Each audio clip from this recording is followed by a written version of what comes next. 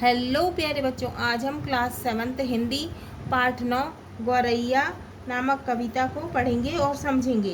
कविता का सारांश है।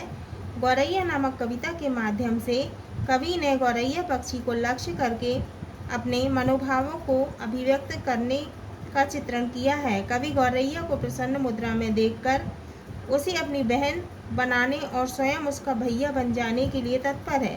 कवि ने प्राणी जगत के प्रति आत्मीयता एवं संवेदना का भाव व्यक्त करते हुए जीवन की वास्तविकता का परिचय कराया है।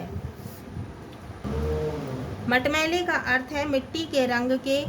गौरैया एक छोटी चिड़िया जो प्रायः घरों के आसपास रहती है। घास और पत्तों का छाजन, छप्पर। नीड़ का अर्थ है घोंसला। कवि कहते हैं कि मेरे कच्चे मिट्टी के बने हुए आंगन में गौरैया खुदकती हुई घूम रही है।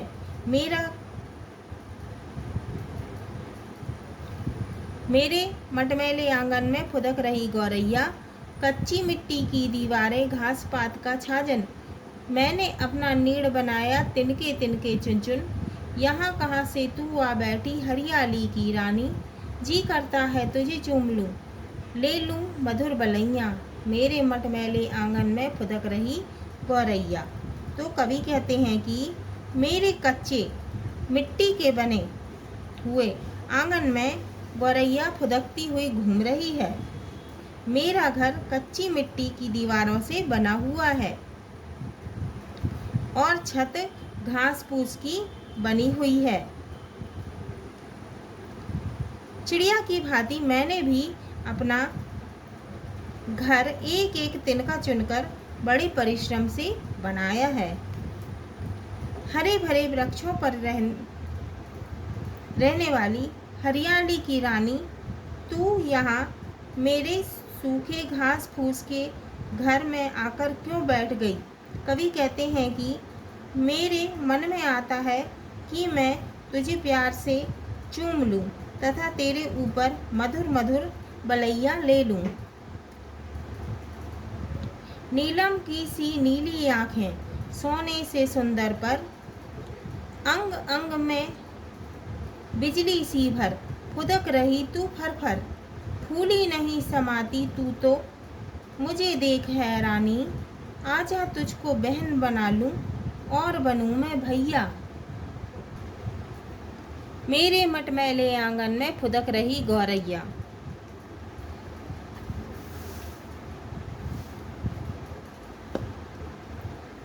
पर का अर्थ होता है पंख। फूली नहीं समाती का अर्थ है बहुत अधिक प्रसन्न और हैरानी का अर्थ है अचंबा। कवि कहते हैं कि इस गौरैया की आंखें नीलम मणि के समान नीली हैं। इसके पंख सोने स्वर्ण के समान हैं। अपने अंग अंग में यह बिजली के समान चपलता लिए हुए फुर्र फुर्र करती हुई इधर से उधर फुदक रही है। इसकी चंचलता को देखकर मुझे आश्चर्य हो रहा है कि यह खुशी के मारे फूली नहीं समा रही। हे गौरैया, तू मेरे पास आ जा, मैं तुझको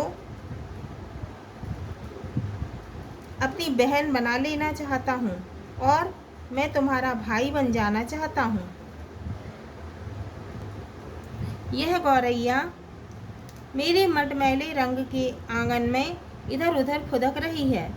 मटके की गर्दन पर बैठी कभी अरगनी पर चल, चहक रही तू चीऊँ चीऊँ चीऊँ चीऊँ, फुला फुला कर पर चंचल, कहीं एक क्षण तो थिर होकर तू जा बैठ सलोनी, कैसे तुझे पाल पाई होगी री तेरी मैया, मेरे मटमैले आंगन में फुदक रही गौरैया। अरगनी का अर्थ होता है कपड़े आदि टांगने के लिए रस्सी या लकड़ी या खूंटी। पर का अर्थ होता है पंख। थिर का अर्थ होता है स्थिर। सलोनी का अर्थ है सुंदर। अच्छी।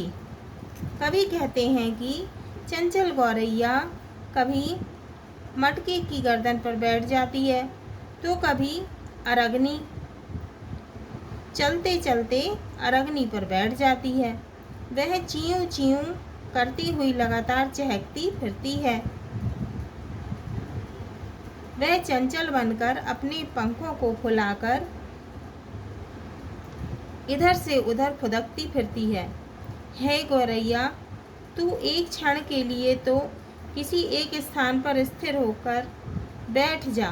तेरी चंचलता को देखकर मुझे आश्चर्य हो रहा है कि तेरी माँ ने तेरा पालन पोषण किस तरह से किया होगा। कवि कहते हैं कि मेरे मिट्टी के आंगन में गौरैया फुदक रही है। सूक्ष्म वायवीय लहरों पर संतरण कर रही सरसर, हिला हिला सिर मुझे बुलाते पत्ते कर कर मरमर। तू प्रति अंग उमंग भरी सी पीती फिरती पानी, निर्दय हलकोरों से डगमग बहती मेरी नैया, मेरे मटमैले आंगन में खुदक रही गौरैया।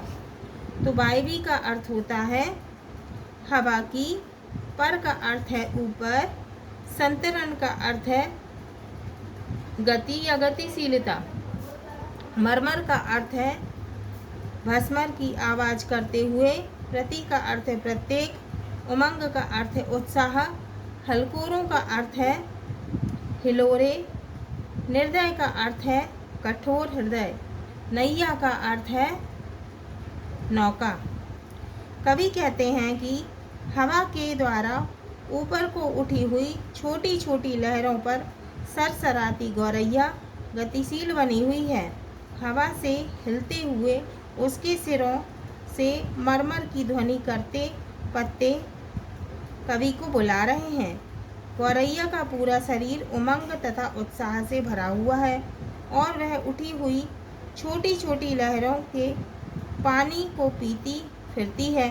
कवि कहते हैं कि मेरे जीवन की नौका कठोर हृदय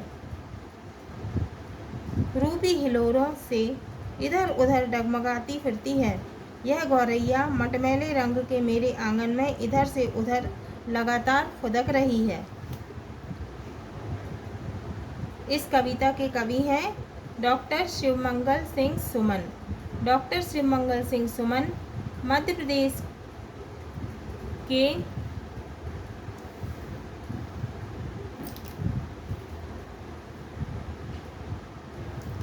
स्थापित लेखकों में से एक हैं। सुमन जी ने 10 काव्य संग्रह, 2 आलोचनात्मक ग्रंथ एवं अनेकों संस्मरण तथा विपुल मात्रा में निबंध, रिपोर्टाज आदि की रचना की है।